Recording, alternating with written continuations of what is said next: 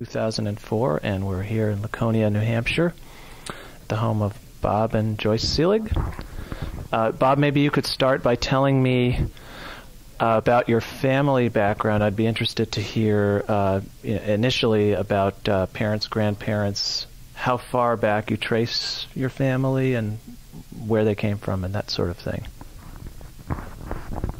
You know, to my grandparents, it really wasn't very interesting where they came from, what part of Europe. They really didn't have much interest in that.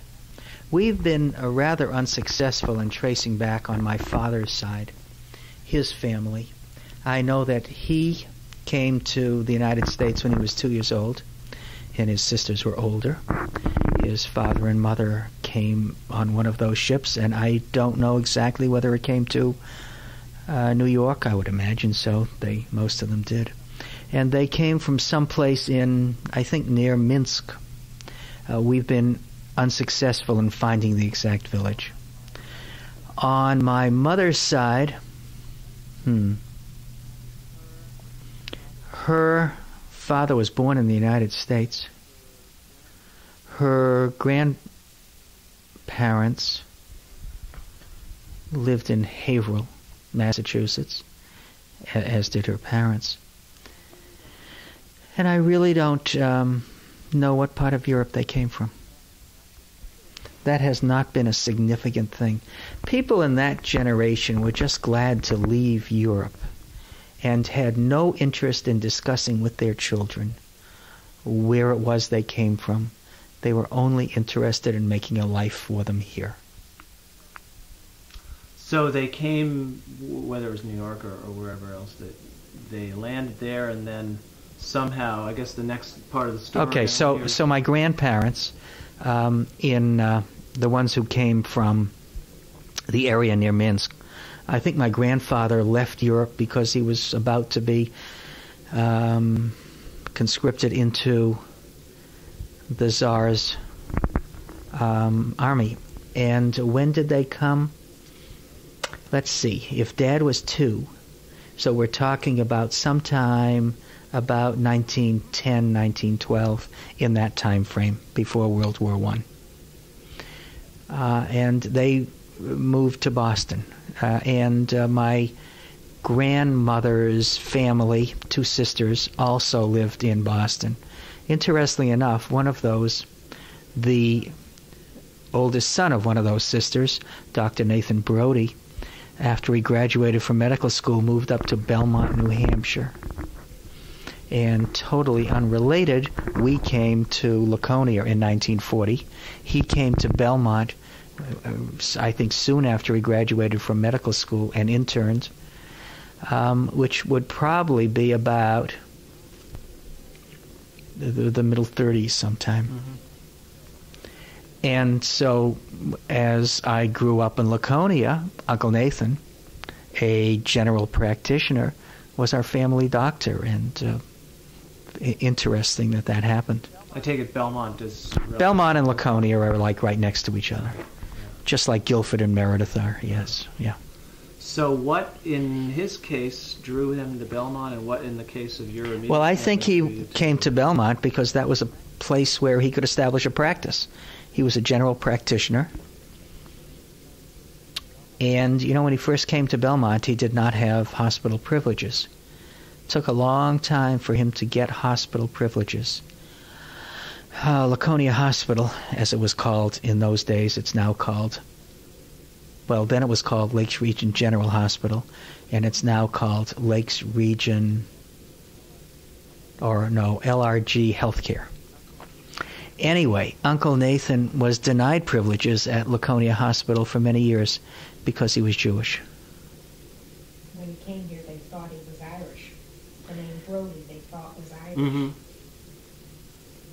Did they they treated him differently on that basis, or little better? I don't think very many people thought he was Irish. Well, I thought when they brought him here, that's what they thought they were bringing. When they asked him to come, then they based of his name. Yes, then they discovered he was Jewish. Brody, B-R-O-D-Y, Brody. Yeah. So that's how we came to Laconia. We came to Laconia because just about the time, the middle 30s, all around the United States, shoe companies were leaving metropolitan areas and moving to small towns in Maine, in New Hampshire, not in Vermont, in Wisconsin. They left Milwaukee and moved to small towns, and those towns arranged that they would have built buildings for them in many instances. So we came to Laconia in 1940. My uncle, Eugene Brindis, was already here. He'd come in 1937 and established I think that he bought what was left of a shoe factory and established it here. That's why we came to Laconia. And our philosophy was that the right thing to do was to live where the factory was. Many people at that time had factories in small towns, be they Rochester, New Hampshire, Sanford, Maine, even Portsmouth, New Hampshire. But the owners and the chief executives lived in the Boston area. We didn't do that. My grandfather, you see, had been in the shoe business. My grandfather started, his family somehow had been in the water business. I think they bottled water or soda or some such thing. That is really a very faint memory on my part. Boston? Haverhill, Massachusetts. We're now talking about the Brindis family. And my grandfather, when he was 14, sold newspapers on the corner and worked in a tannery. And eventually built his own business cutting small pieces of leather. And in during the Depression, or before the Depression started, had the largest shoe factory under one roof in Lawrence, Massachusetts. With his brothers, he owned this with his brothers. There were two factories in Wisconsin, one in Milwaukee and one in Mayville, just outside of Milwaukee.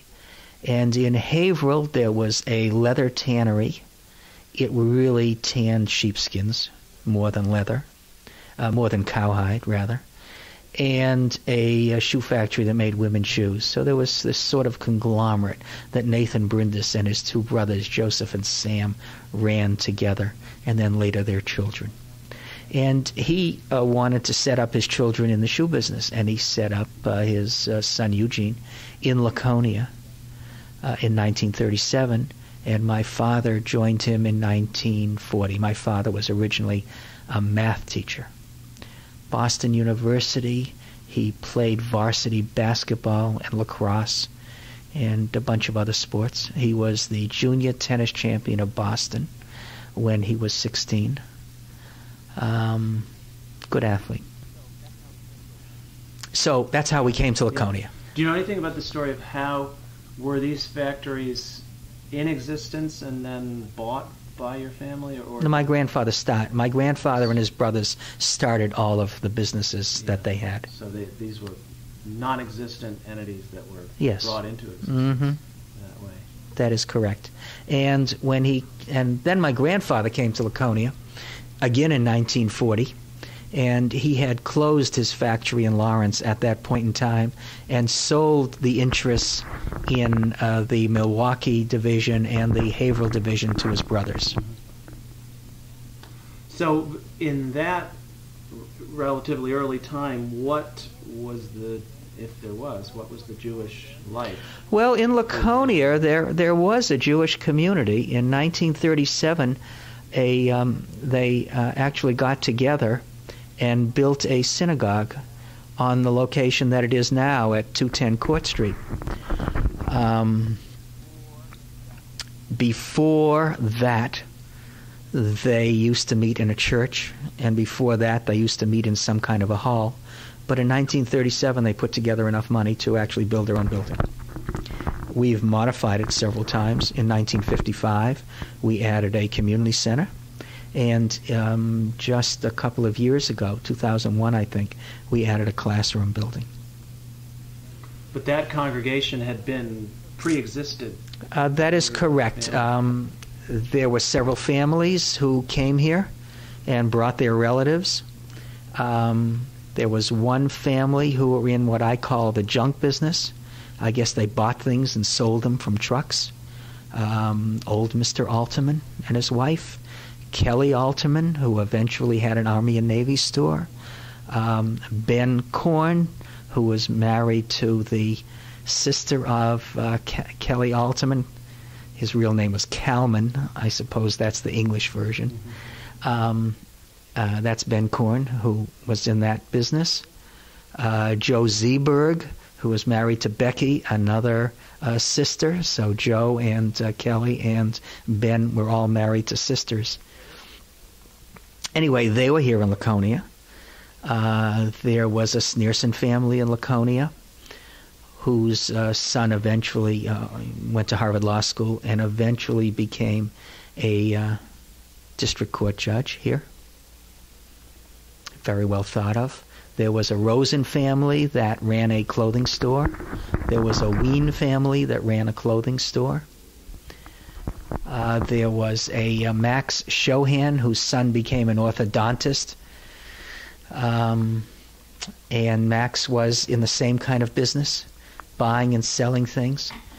Of course, in World War II, that was a wonderful business, the junk business. I mean, people bought scrap metal and sold it for a lot of money and made a lot of money.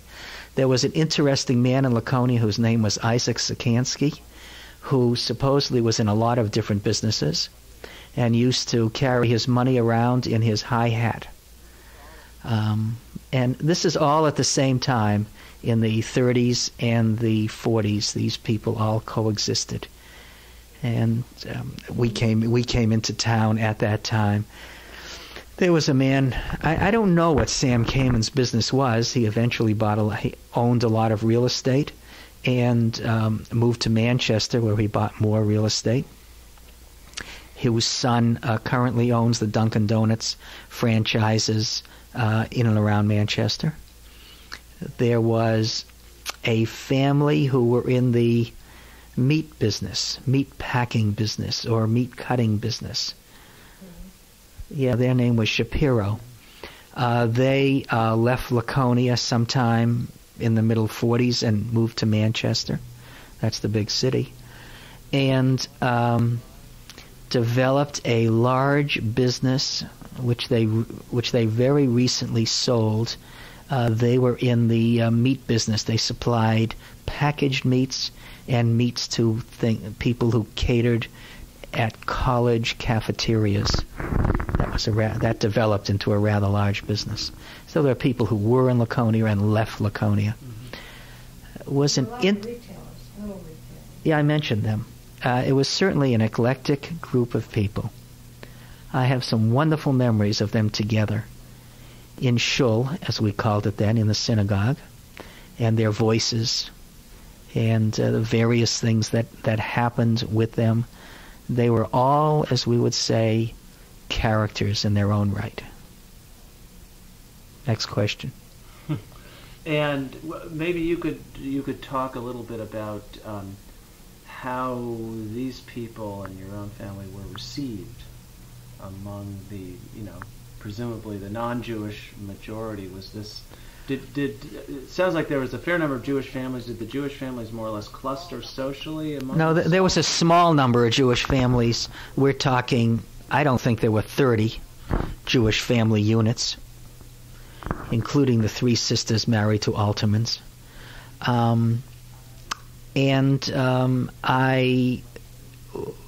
Sure, when Jews came to Laconia, they clustered together. They played bridge together. They socialized together. I forgot Sam Hber, who was a photographer. I forgot Ben Zalofsky and his father-in-law, Nathan Kaufman, who Nathan was a tailor, and Ben had a clothing store. They all did their own stuff. I forgot the Shertocks, who ran a furniture store here. And then you've already talked to Selma, so you know something of what happened in Plymouth with the Richardson family, who ran a dry goods store, which later became an athletic store, athletic goods. There was Sam Melnick, who was who was a shoe retailer. Louis Melnick, who was a clerk at the Laconia Tavern Hotel. There was a relationship between Richardson and... Chertok and Richardson were related to each other. They shared the same grandfather or father. The relationship with between Richardson and Alterman, evidently, because... Yes, that too. Yeah. So there were a lot of people who were interrelated who were here. My uncle married a Rosen. There were a lot of interrelationships. Mm-hmm. And yes, the Jewish community was rather close. The women had what was it called? Not a women's auxiliary. What was it called? A sisterhood. A sisterhood. Yeah. And they cooked, and they had bake sales, and they had rummage sales, and they collected food to send to the starving people, the people who didn't have clothes in Israel. Mm-hmm. Mrs. Chertok, Rose Chertok, was particularly involved in that. I guess I'm going to suggest that you probably should talk to and get his videotape that he made for the Laconia Historical and Museum Society. You should talk to Edwin Chertok, who is now 89. Mm-hmm. He lives in the Taylor community in the Ledges. Mm-hmm. I'll give you his phone number later. Yeah. You should talk to him. He'll give you his sister became a famous cellist on the Arthur Godfrey Show Orchestra and in all sorts of television orchestras. Yeah, the Gazanski family too. Yes, I miss the Gazanski family because, I'm really not sure what Archie Gazanski did. But his sons grew up. I was in school with some of them with my idols. Ed Gazanski was 6 years older than I am. We had a wonderful, in Laconia High School, a wonderful speech and debating program. First run by a Bill Mahoney and then later by a Ruth Estes. Ruth Estes was my generation. So Ed Gazanski was a wonderful speaker. Irving Gazanski, who was 2 years younger than Ed and 4 years younger than I am, was a wonderful speaker. Older, not younger, older, was a wonderful speaker, and they were sort of my idols. And their older brother, the oldest Gazanski, was Abe. Mm-hmm. Abe stayed in Laconia. All the rest of the Gazanskis left eventually to seek their fortunes in other places. Mm-hmm. Eddie was particularly to be admired because he did his undergraduate work at Yale, and he was accepted at Harvard Law School, Yale Law School, and what should he go to? Harvard Business School? He went to one of those. In addition to law school? No. He went to one of those. I see. But he was accepted all of those three. I think he ended up going to business school. And he became a broker with Eastman Dillon. Lives in Providence now. We had a lovely... It was, I think, a wonderful community in which to grow up. It was nurturing. It was warm. Everybody participated in the services at the temple. First, we were Orthodox. Then we became conservative. Then we became Reform, as people were less and less knowledgeable of Hebrew and wanted to more and more understand what the entire religious service was about. So the current affiliation is... We're part of URJ, the Union of Reformed Judaism, which used to be called UAHC. As a matter of fact, UAHC's president, or URJ's president, was our third student rabbi in the middle 70s. Now, I have a question about all of these retail businesses. It sounds, a great many businesses, I understand, were run by Jewish families. Did these stores close on Shabbat, or did they... No, I don't believe they did. They couldn't afford to do that.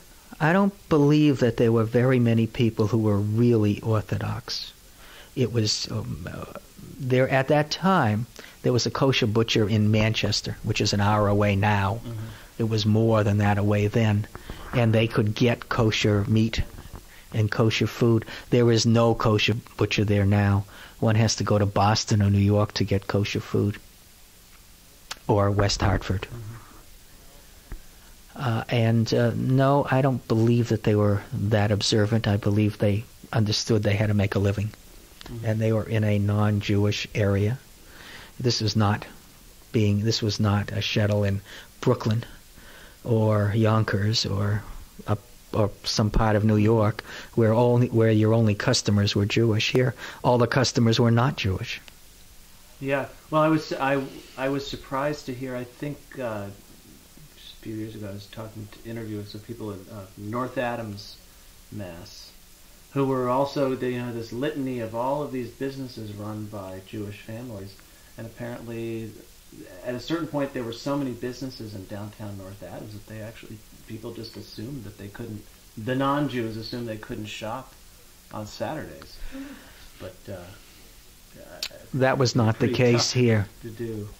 Jewish retailers were absolutely not in the majority.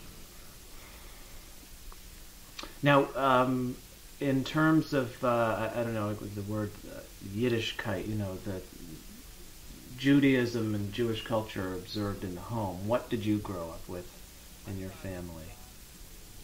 My father had gone to Hebrew Teachers College in Boston and was fluent in Hebrew.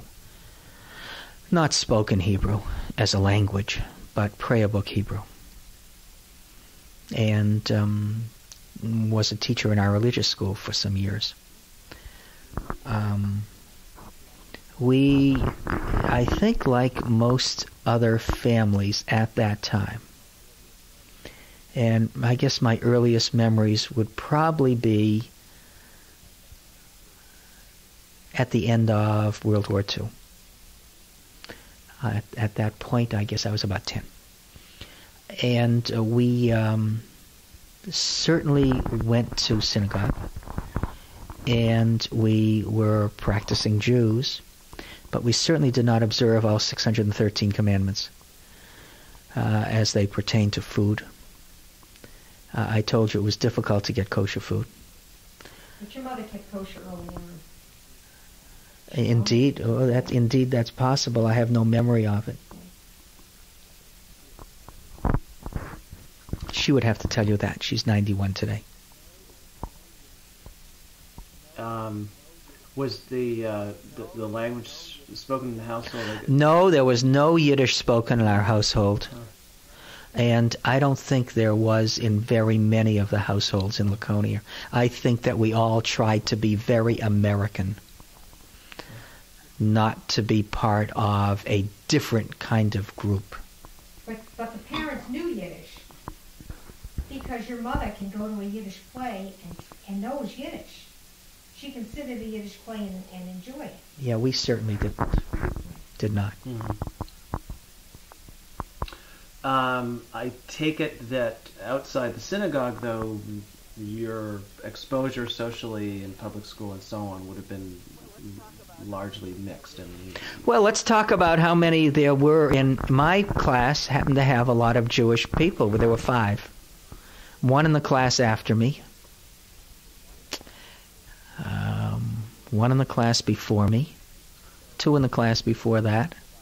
So, sure, most of our friends were non-Jewish. It was significant at that time to blend in with the community. The only people who did not blend into the community particularly were the French Catholics, those who went to Sacred Heart Church. They had their own school, and they spoke French in that school.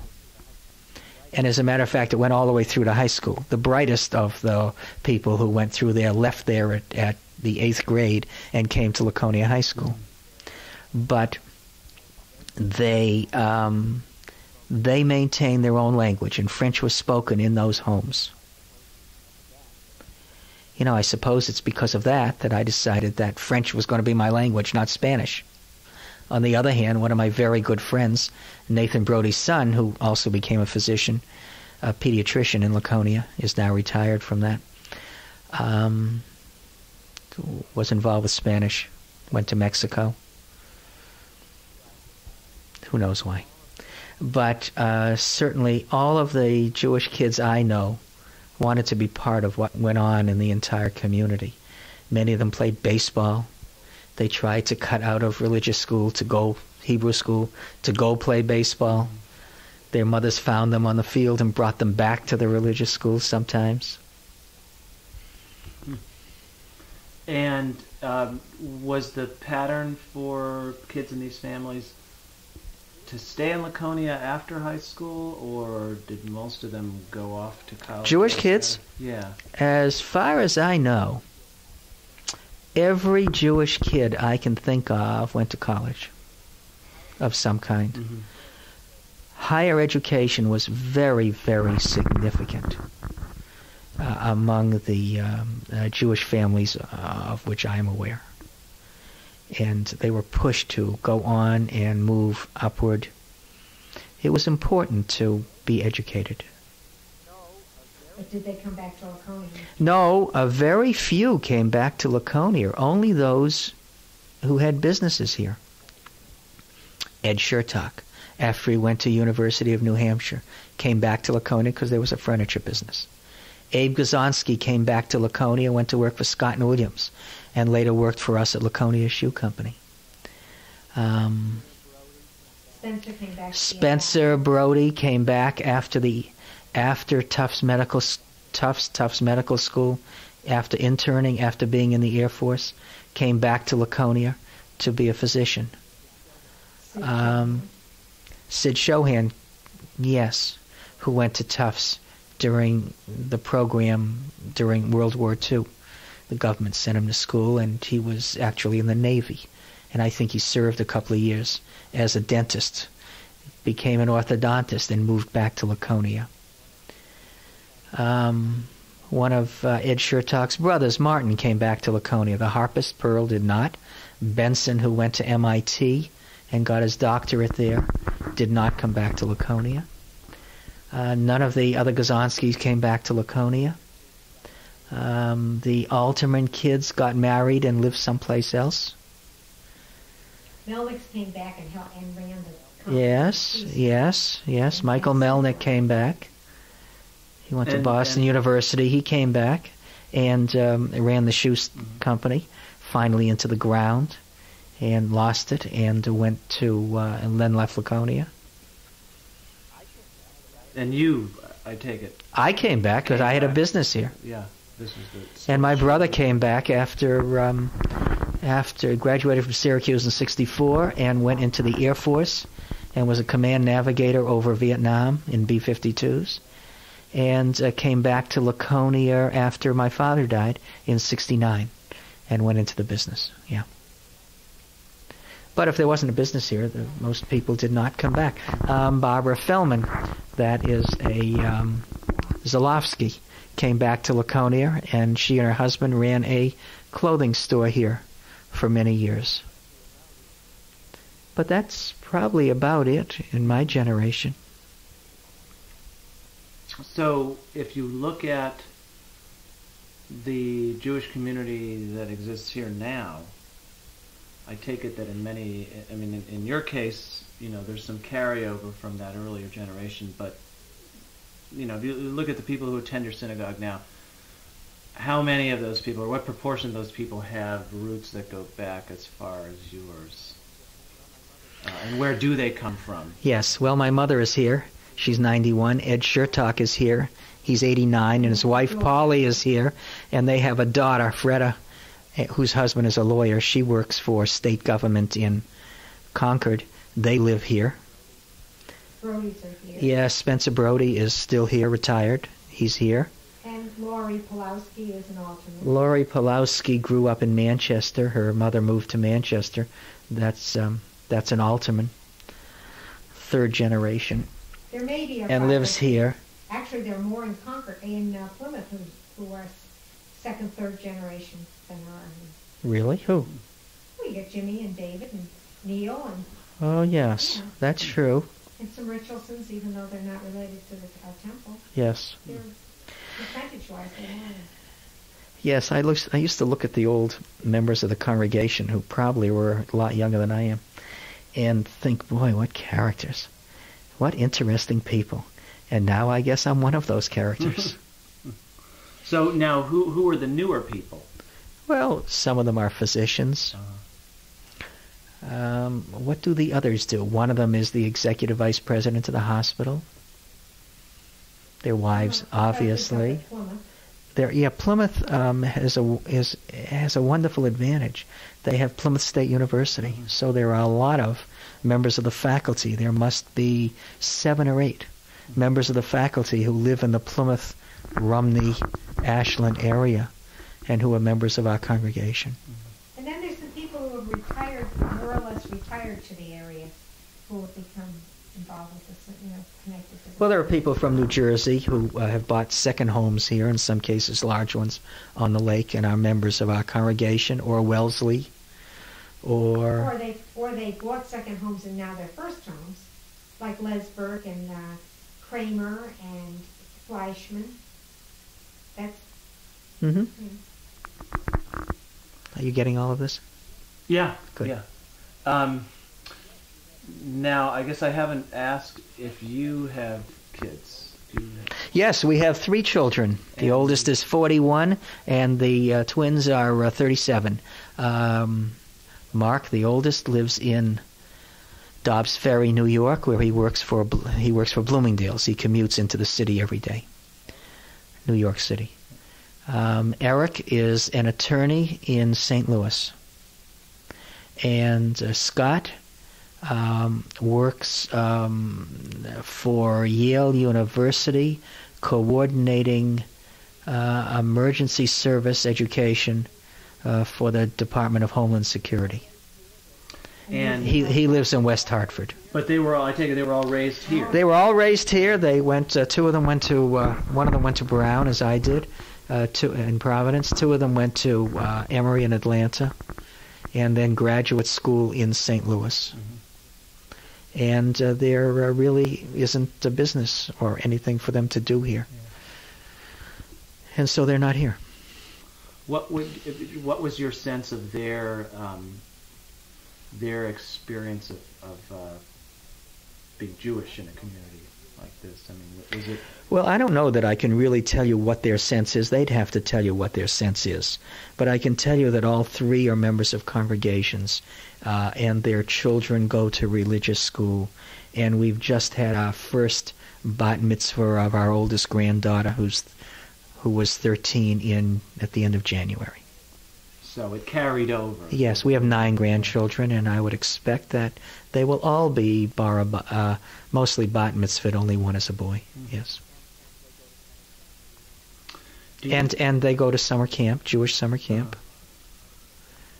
So they want to be part of it.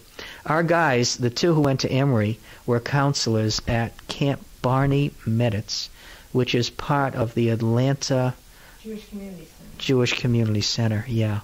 They were counselors. That's a Jewish camp, and they've continued their relationship. Do you have a sense? I'm sure you've seen lots of other Jewish communities around the country. Do you have a sense of what, in your case, growing up in a small New England community, how that was a distinct experience? It's my as I read more and see more of what happens, I find that a lot of Jews who grew up in New York are unaffiliated with a religious organization. Some are, but many, many are not. I think that being in a small town, the identity as part of a Jewish community is a more significant part. When one lives in New York and grows up eating Jewish food, you can find it every place. One sometimes considers that eating Jewish is being Jewish. Well, I don't think that's the case when you grow up in a small town. I think that one understands that being Jewish involves being involved in a community, helping to sustain it, making sure that it grows and that it will be there for future generations to come. I think there's more a sense of responsibility. Although that's certainly not true with my first cousin, Fred Smith, who grew up in Brookline, first Roxbury and then Brookline. And then when he moved to, what city is that? In New Jersey, Livingston, New Jersey, became part of a very significant Reform synagogue and became president of it. And his daughter is a rabbi. Maybe it's just a matter of but on the other hand, his first cousin and my first cousin, who grew up in the same area of Boston, has no affiliation with the Jewish community. He lives in Huntington Beach, California, and has no affiliation with the Jewish community. Right? Manny has nothing to do with the Jewish community, near as I can tell. I think one of the unique things about living here, especially for our children, is that in the 70s we created this bond with the Reform movement, and we've had student rabbis. So our kids have all had the opportunity to have wonderful young people who really energize them about being Jewish. That's my take on it. And we've had some of the best of young rabbis right here in this little town. And we have never had that staleness you get when you have a rabbi that's been your rabbi for 20 years and half the congregation likes him and half doesn't. We get somebody new every 1 or 2 years. And some people don't like that guy or girl, but there's always going to be another one. And I think it's a great experience for all of us. I love the best part of it is that each one of these young people comes to us with an excitement, and generally it's of a different part of Judaism. In some case it's spirituality, in some case it's child education, in some case it's family education, in some cases it's adult education, in some cases it's the liturgy, in some cases it's the music. It just varies with each one of these different people. And we've had an opportunity to experience a lot of people who are in a lot of different places. We could go to a lot of different cities or towns and find rabbis there who were in Laconia and know us, which is really sort of a rather unique experience. As I mentioned to you, the president of URJ, Union of Reform Judaism, was our third student rabbi in Laconia. Our first student rabbi, whose name is Mark Golub, has two Havarah, one in Greenwich, Connecticut, and the other in Stamford, Connecticut. He lives in Stamford.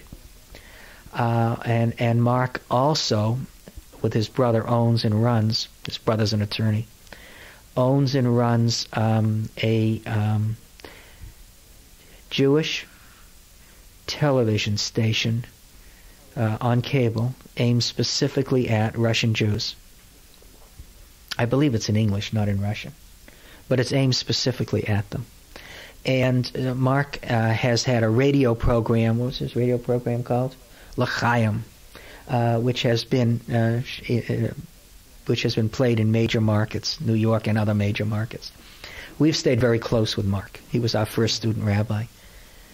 Right in front of our temple is a tree that was planted when he was here in 71 or 72 or 73. He was here for 3 years, I think. It's the Golub tree.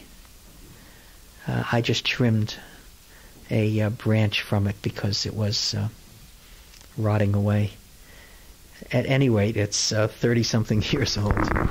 And we see Mark. We've been to all of his bar mitzvahs and bat mitzvahs and weddings, and we've maintained. Joyce's mother just died, and Mark came to New Haven, where she was interred, and did the ceremony, did the funeral. We've maintained relationships with a lot of terrific people. Very nice.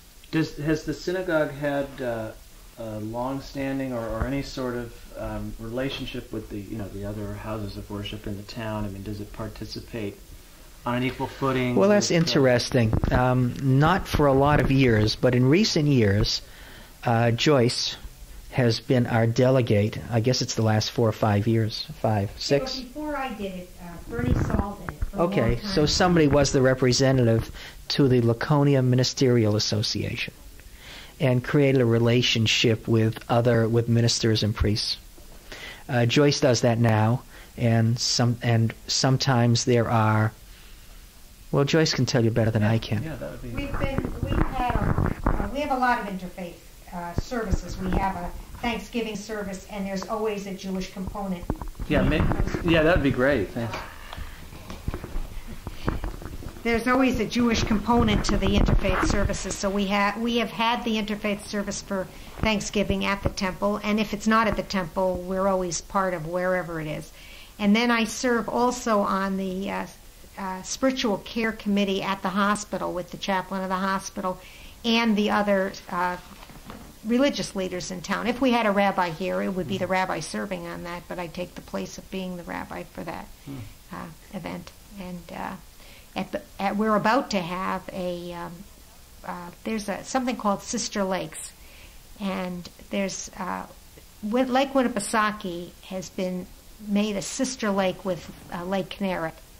And there's been a back and forth dialogue, and some people have come to this lake and done environmental studies on the lake.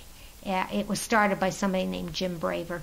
And they're about to have a respite program and bring some victims of terrorism in Israel to the lakes region. And the interfaith group is very interested. They want to be part of that, and they want there to be at least a service that they can be part of, come and welcome them, be involved in a dialogue with the people who come. I think the community is very open to the Jewish people. I spoke to a Baptist minister today at the spiritual care meeting who said that after they had taken a group to see the Passion movie, and they knew kind of how I felt about it, she said the group afterwards has brought up many times, but we should be doing something to get to know our Jewish neighbors better. And she wants to have there be some closer link between the two communities, which is very nice. Yeah, it's very good. I've heard somebody, I guess it was somebody from the synagogue that we go to in Greenfield, talking about every now and then one of the ministers in one of the churches in town will consult him on a scriptural matter. They do. I guess Jews have been used to that for years. That their Christian neighbors will ask them, how they interpret. I don't know that we've had that sort of thing. We've had people who've called me and asked me questions. And I don't think necessarily know ministers. the answers. Yes, ministers. Oh, yes. Huh. When they're making it, Barry Gravatt has called. That's congregational. There have been Laconia other Congregational Lutheran Church. ministers asked. Today at this meeting, at one point, and there were only 5 of us, and we were talking about terrorism and the minister's response to things that might happen in this country, critical issues. But one of the ministers said how important it was to him that when he was in school, he had learned Hebrew, and then he said the Shema and talked about listening to people when they're in a crisis situation. And I thought, whoa, we don't know that they talk like that. We aren't aware of the conversations that ministers get into. Yeah. Huh. It was interesting to me. And he's in a little church in Sandwich, this minister. When we've had occasionally, maybe more than occasionally, Passover Seder at the synagogue. And we've certainly discovered that particularly the Baptist ministers know Hebrew at least as well as we do, and know the order of the service. The Ministerial Association has come for a mock Seder. We really do it as a lunch Seder. For the past couple of years we've done that. And there also is a group that are called Women of Faith, and they have breakfasts with a theme, and the Jewish women have been encouraged to be part of it. And we had 5 people who have gone to 2 of the breakfasts, and they've been they're very ecumenical. This is a nice town to live in. Mm-hmm. Let me just talk for a minute about the Jewish community and its members and how they... Just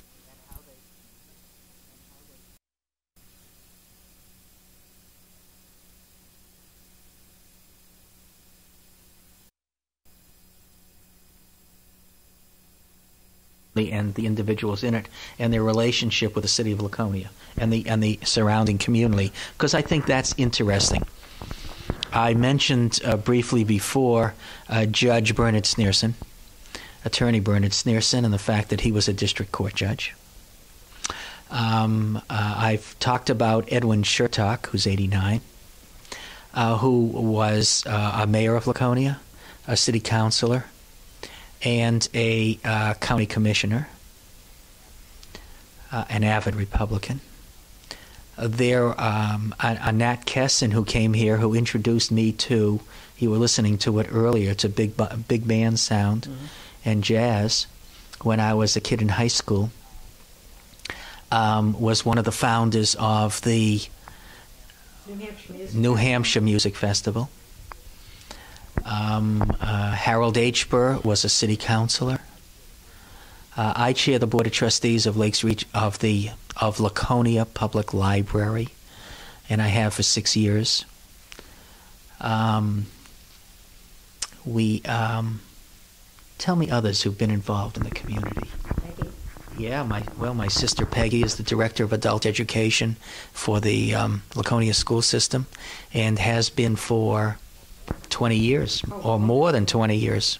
And she also has probably served as president of every volunteer organization in town that has anything to do with developmentally disabled people. Yes, and we can go back to Laconia Hospital. My father was president of the Board of Trustees of Laconia Hospital in the early 1950s. I was on the board along with Sid Shohan. I was there from 1969 to 1975. I was chairman of the Finance Committee, the Investment Committee, and vice chairman of the Board of Trustees. My uncle, Joyce, has been a member of the Board of Trustees. So is Peggy. And so is Peggy, and Joyce has been president of the Hospital Auxiliary. My uncle, Eugene Brindis, was chairman of the board of Lakes Region General Hospital for a couple of years. That's all the term is. And a trustee for 6 years. Other Jewish people who've been involved in community activities. Abe Gazonsky was on the library board. Sonny Chertok was on the library board. Harold H. Burr was on the library board. As a city councilman, I think. So and that's just a few. I believe that Harris Fellman, that's Barbara Zalowski's husband, was a member of the Airport Authority, Laconia Airport Authority. Jack Sawyer must have been. Jack Sawyer was a director of a bank in Laconia. Ed Chertok was a director of a bank in Laconia. The Sawyer family is another family that this generation stayed. That's true. Jack came to town and bought a jewelry business from somebody whose name was Meyer Kasner. Oh, that's the Sawyer's Jewelry, yes. Right, yeah. And Robert Sawyer, Bobby Sawyer, runs that business today. And his brother-in-law, his sister Judy Regato, is in town and a member of the congregation.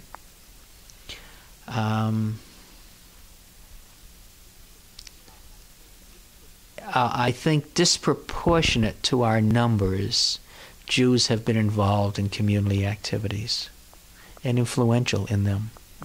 And clearly accepted and appreciated, it sounds like. I think accepted and appreciated, yes. I think today that religion thing is gone. Yeah. I don't think that that there's much discrimination against Jews today. I don't think there is much. Harold H. Burr was a director of Laconia Savings Bank for a lot of years, or a trustee of Laconia Savings Bank. My father and then my mother and now Peggy are incorporators of that bank. Rachel was a park commissioner or something. Rachel. Yeah, I think the people are pretty well incorporated. Bobby recently heard something that sounded anti-Semitic. I think it was a misinterpretation, what you told me about Lawson. Well, we're not ready to talk about that. One other, I guess this is maybe sort of a corollary to an earlier question I asked about, this small town angle. Is there anything in your experience, is there anything specific, not just a small town Jewish life, but let's say New Hampshire, northern New England, do you... We lived for 3 years in Wausau, Wisconsin. We went out there because I was recruited to run a shoe manufacturing company that was out there, part of the Bata shoe organization, which is the largest shoe company in the world. At any rate, I discovered there, I think Joyce and I discovered there, that it's the same in Wisconsin. I don't think there's any difference as it is in New Hampshire. Mm-hmm. There is absolutely no difference. I became, after a few months, a member of the board there, of their synagogue, their temple. I think life in rural New England is the same as life in rural any place. I don't think it makes a difference. Mm-hmm. And I don't want you to get the wrong idea about rural. I don't know. I mean, we probably don't even know any farmers. So it's not like it's farm life. Right. Small town. Yeah. It's small town, and we're only 2 hours from Boston, and that's nothing. Yeah. And when I was in business, I traveled all over the world. And I was in Laconia maybe a day a week or 2 days a week. That's all. And I was out in other places. I used to play tennis in New York once a week. I had a tennis court reserved with clients. I think we're as knowledgeable of the world as anyone else is. But that to me, I mean, I'm guessing that's something maybe specific to a Jewish existence in a place like this. In other words, the Jews in Laconia would be likely, as in your case, to have gone to college out of town, to have that sort of worldly exposure, whereas other Laconians, if that's the word that's used, may not have. I mean, I don't know. That's my guess. Well, I think it's probably true that many Laconians go to University of New Hampshire and then come back and stay in New Hampshire, and perhaps if they ever get to a big city, it's once or twice in a lifetime. Sure. Yeah. Well, thanks very much. Is there anything else I haven't asked you about that? Probably, but I certainly won't think of it until about 2:30 this morning, tomorrow morning. Same here.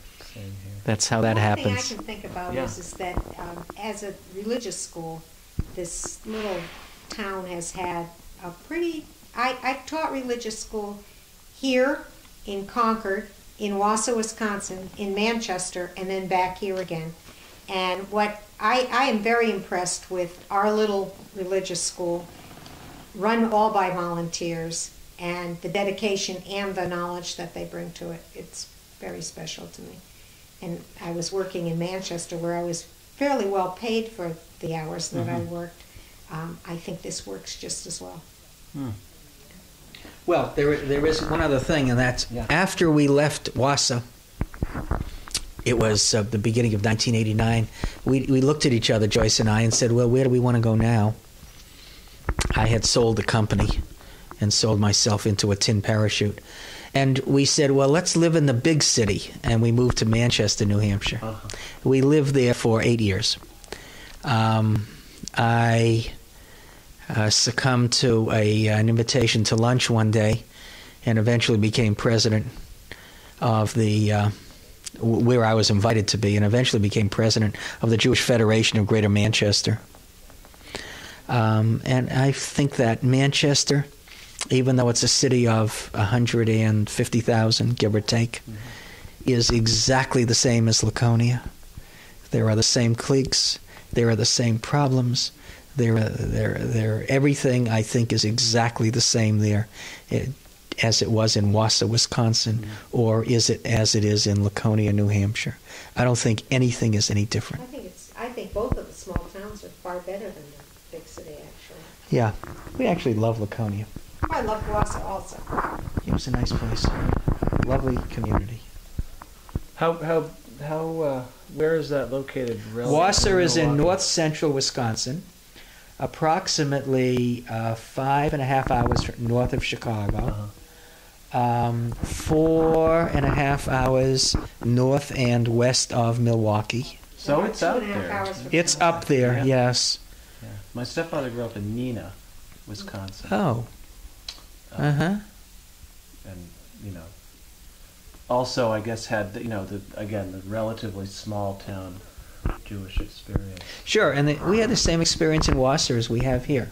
There were the surrounding communities came to synagogue in Wasser. And it had evolved exactly the way Laconia's had, from an Orthodox congregation to a conservative congregation to a Reformed congregation so people could understand it. There were all the doctors in Marshfield, which was 55, 60 miles away. There's a Marshfield clinic there that has more than 400 physicians, many of whom are Jewish. There was the small town of Merrill. There was in south of us, there was Stevens Point that had a part of the University of Wisconsin - Stevens Point. And a large insurance company called, I've forgotten it now, but it had a wonderful golf course there. And there were small towns around, so people came from all over to Wasser, to the synagogue. The difference between Wausau and New Hampshire was that the Midwest is unbelievably friendly and welcoming. And I always thought it was because it's a cold climate here that people are a little cold, but It's colder there. it's colder there, yeah. Yeah. But the people are unbelievably welcoming, Jewish and non-Jewish. Uh-huh. And Wausau got great support from the community for everything that they did. If they were rebuilding the theater, everyone in town rebuilt the theater. If they wanted an art museum, they all worked for it. It was an amazing community. Oh, yes. Well, that's probably all that we have to